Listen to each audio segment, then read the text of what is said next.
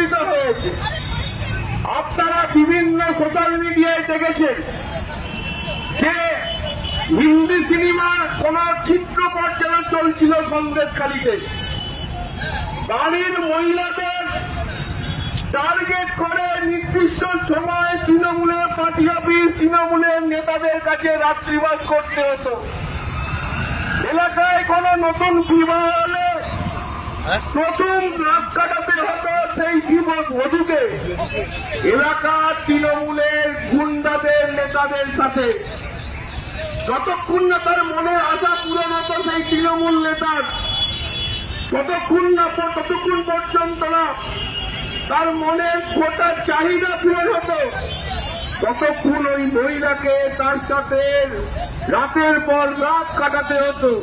এটা আমি আপনি বলছি না, ওই এলাকার সাধারণ মহিলারা বলছেন।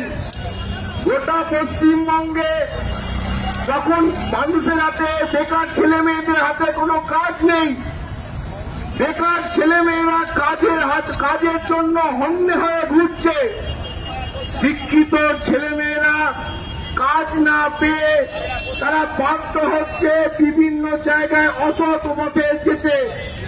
সেইখানে দাঁড়িয়ে আমাদের রাজ্যের যে তৃণমূল সরকার চলছে, যে লক্ষ্মী ভান্ডারের নামে গোটা লক্ষ্মীদের হাতে টাকা দেওয়ার পর প্রতিশ্রুতি দিচ্ছে রাজ্যের তৃণমূল সরকার, সেখানে সেই সরকারের চালানো চালিকা শক্তি যে রাজনৈতিক দল তৃণমূল কংগ্রেস, তার ক্যাডার বাহিনী, তার নেতারা সেই লক্ষ্মীদেরই হচ্ছে চিরহরণ করছেন, সেই লক্ষ্মীদেরই বিভক্ত করে রাস্তায় ঘোরাচ্ছে।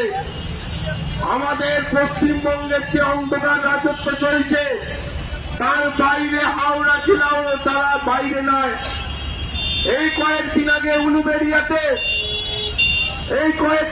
উলুবেড়িয়াতে বছর 21-এর যুবতী একটা রেল লাইন ধরে আসছিল। সন্ধ্যেবেলা এলাকার টাপুদের তৃণমূলের নেতারা, এলাকার গুন্ডা বাহিনী তাকে উপর্যুপুরি ধর্ষণ করল। 3 দিন ধরে বেহুশ হয়ে পড়েছিল ওই মহিলাটা, ওই যুবতী। গতকাল রাত্রে তার হুঁশ ফিরেছে। তার মানসিক, তার শারীরিক ভাবে যা নির্যাতন করেছে, তার ফলে তার আগামী জীবন কিভাবে হবে সেটা সাধারণ মানুষ তার খেয়ে বুঝতে পারছে না। গোটা এলাকায় উলুবেড়িয়াতে যে এলাকায় এই ঘটনা ঘটেছে, সেখানে আমাদের ছাত্র, যুব, মহিলা নেতৃত্বরা তার সাথে যখন দেখা করতে গেছে, পরিবার রাস্তা থাকে না, মানুষ যখন ছাতা জুতো কোটি টাকা নিলে রাস্তায় নেমেছে। আর সাজান ওইখানে সন্দেশখালীতে নেই, শম্ভুনাথ আর সন্দেশখালীতে নেই, তাদের বাড়ি ঘর জনগণ মা বোনেরা চালিয়ে দিয়ে সরকার করে দিয়েছে। আমরা বলতে চাই, ওই সন্দেশখালীতে যে মা বোনেরা তাদের আত্মসম্মান মর্যাদা রক্ষার জন্য লড়াই করছে,